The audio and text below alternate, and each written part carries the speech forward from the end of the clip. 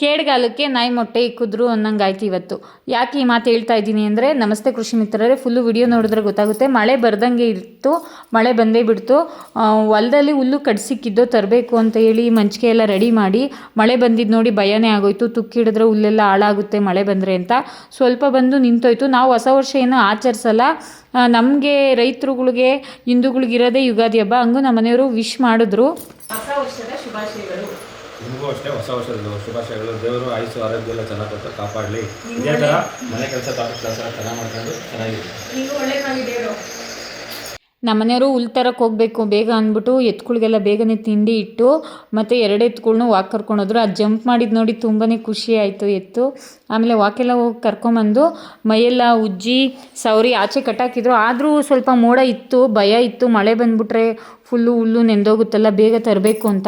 ಬರ್ದಂಗೆ ಇತ್ತು, ಮಳೆ ಬಂದ್ಬಿಡ್ತು. ಯಾವುದೇ ಏನೋ ಹಣೆ ಬರೋ ಸದ್ಯಕ್ಕೆ ಹಂಗ ಸಣ್ಣಗೆ ನೀರು ಬಂದು ನಿಂತೋಯ್ತು. ಮಳೆ ನಮ್ಗೆ ಬಿದ್ದಿದ್ರೆ ಹುಲ್ ಕಟ್ಕೊಂಬರ್ಬೇಕಿತ್ತು, ಎಲ್ಲ ನೆಂದೋಗ್ಬಿಡೋದು. 200, 250, 300 ಡಮಾರ್ ಆಗವೆಲ್ಲ. ಇವಾಗ ಪರವಾಗಿಲ್ವಾ? ಏನೂ ಆಗಿಲ್ಲ. ಎಷ್ಟು 250ವರೆನಾ? ಎಷ್ಟು 100 ಕಟ್ಟೋರೆ, ಇನ್ನೂ 2 ಎಕರೆ ಕಟ್ಟಬೇಕು. ಮಂಚಿಗೆ ಎಲ್ಲ ಫುಲ್ಲು ರೆಡಿ ಮಾಡಿದ್ದೋ, ಇನ್ನೇನು ಹೋಗಬೇಕು ಹುಲ್ ತರಕ್ಕೆ. ಸ್ವಲ್ಪ ಬಿಸಿಲು ಬರ್ತಾಯಿತ್ತು, ಕಾಯ್ತಿದ್ದೋ. ಅಷ್ಟರಲ್ಲಿ ನನ್ನ ಮಗ ರೆಡಿ ಆಗೋ, ನೀನು ಹುಲ್ ತರಕ್ಕೆ ಹೋಗಿ ಅಂದ್ರೆ ಅವ್ನ ಮಾತು ಕೇಳಿಸ್ಕೊಳ್ಳಿ. ಚಿನಿ ಅಲ್ಲುಜ್ಜಿದ ಬಿಸ್ಕತ್ ತಿಂತಿದ್ಯೆ? ಯಾಕೆ?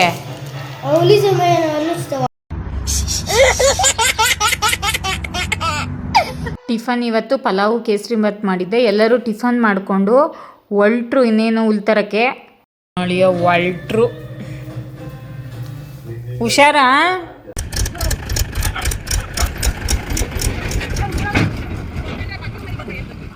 ಇವತ್ತು ಒಂದು ಕೆಲಸ ಆಯಿತು. ಲೇಬರ್ಸು 4 ಜನ ಬರ್ತೀವಿ ಹುಲ್ ತುಂಬಕ್ಕೆ ಅಂತ ಹೇಳಿದವರು ಬರಲೇ ಇಲ್ಲ.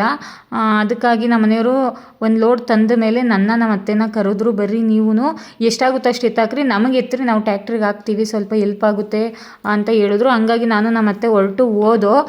ನಮ್ಮ ಮನೆಯವರು ಮತ್ತು ನನ್ನ ತಮ್ಮ ಹೆಲ್ಪ್ ಮಾಡೋಕ್ಕೆ ಬಂದಿದ್ದಾನೆ. ಯಾವುದೇ ಆಗಲಿ, ನನ್ನ ತಮ್ಮಂಗೆ ಆಗಲಿ ನಮ್ಮ ಮನೆಯವ್ರಿಗೆ ಆಗಲಿ ಬಾಬಾ ಇದ್ದಂಗೆ ಯಾವುದೇ ದೃಷ್ಟಿ ಬೀಳಬಾರ್ದು. ನಾವು ಎಲ್ಲ ಎತ್ಕೊಡ್ತಿದ್ದೋ, ಆಮೇಲೆ ಒಂದೊಂದು ಹೊರೆ ಎತ್ಕೊಂಬರ್ತಿದ್ದೋ. ನಮ್ಮ ಮನೆಯವ್ರಿಗೆ ಎತ್ತಕ್ಕೆ ಹೋದ್ರೆ ಅವರು ಎತ್ತಿಸ್ಕೊತಿರ್ಲಿಲ್ಲ, ಯಾಕಂದರೆ ಬ್ಯಾಲೆನ್ಸ್ ಸಿಗಲ್ಲ, ನಾನೇ ಎತ್ಕೊತೀನಿ, ನೀನು ಅಮ್ಮನ ತಾವು ಎತ್ತಿಸ್ಕೋಬಾ ಅಂತ ಹೇಳ್ತಿದ್ರು. ಅಮ್ಮಂಗೆ ನಾನು ಎತ್ತಿದ್ದೆ, ಅವ್ರಿಗೆ ಸಾಕಾದರೆ ಅವರು ನನಗೆ ಎತ್ತಿದ್ರು. ಆದರೆ ತುಂಬಾ ಭಾರ ಇತ್ತು, ಹಂಗೂ ಎತ್ತಾಗ್ತಿದ್ದೋ. ಸ್ವಲ್ಪ ಬಿಸಿಲಿತ್ತು, ಇದು ಸ್ವಲ್ಪ ಮೋಡನೇ ಇತ್ತು, ಅಷ್ಟಾಗಿ ಸಾಕಾಗಲಿಲ್ಲ. ಮಧ್ಯಾಹ್ನ ಮೇಲೆ ಸಾಕಾಯಿತು. ಇವು ಹೊರೆಗಳೇನು ತೂಕ ಇರಲಿಲ್ಲ, ಹಂಗಾಗಿ ಎತ್ತಾಗ್ತಾಯಿದ್ದೋ. ನಮ್ಮ ಮನೆಯವರು ಕಾಯ್ತಿದ್ದೋ, ವೆಯ್ಟ್ ಮಾಡ್ತಿದ್ದೋ. ಯಾಕಂದರೆ 2-3 ಲೈನು ಟ್ಯಾಕ್ಟ್ರಿಗೆ ಜೋಡಿಸಿದ್ಮೇಲೆ ನಾವು ಎತ್ಬಿಟ್ಟು ಟ್ಯಾಕ್ಟ್ರಿಗೆ ಎಸೆಯೋಕೆ ಆಗ್ತಿರ್ಲಿಲ್ಲ. ಅವರಾದರೆ ಎಸೆಯೋರು.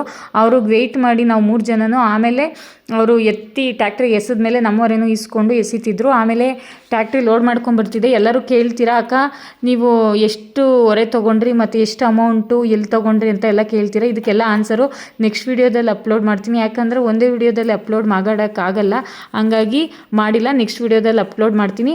ಮಂಚಿಗೆ ನಮ್ಮದು ಈ ಸತಿ ದೊಡ್ಡದಾಗಿ ಇಕ್ಕಿದ್ದಾರೆ. ನಾನು ಇದು ಫಸ್ಟ್ ಟೈಮ್ ನೋಡಿರೋದು, ಇಷ್ಟು ದೊಡ್ಡದಾಗಿ ಇಕ್ಕಿರೋದು. ಚಿಕ್ಕದಾಗಿ ಇಕ್ತಾಯಿದ್ದೆ ಯಾವತ್ತೂ.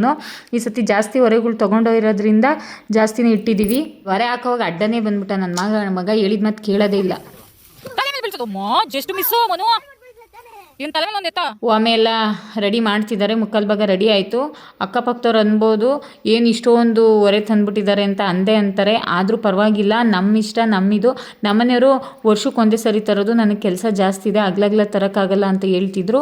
ಇದು ಹೊಸ ವರ್ಷ ಅಂದರೆ ಏನು ಎಂಜಾಯ್ ಮಾಡೋದೇ ಅಲ್ಲ. ಮನುಷ್ಯ ಯಾವತ್ತೂ ಹೊಸ ವರ್ಷ ಚೇಂಜ್ ಆಯಿತು ಅಂತ ಮನುಷ್ಯ ಚೇಂಜ್ ಆಗಲ್ಲ, ಮನುಷ್ಯನ ಕೆಲಸ ಚೇಂಜ್ ಆಗಲ್ಲ. ಇದ್ದಿದ್ದು ಹಣೆ ಬರ ಇದ್ದೇ ಇರುತ್ತೆ. ಈ ವಿಡಿಯೋ ಇಷ್ಟ ಆಗಿದ್ರೆ ಲೈಕ್ ಮಾಡಿ, ಶೇರ್ ಮಾಡಿ, ಫಾಲೋ ಮಾಡಿ.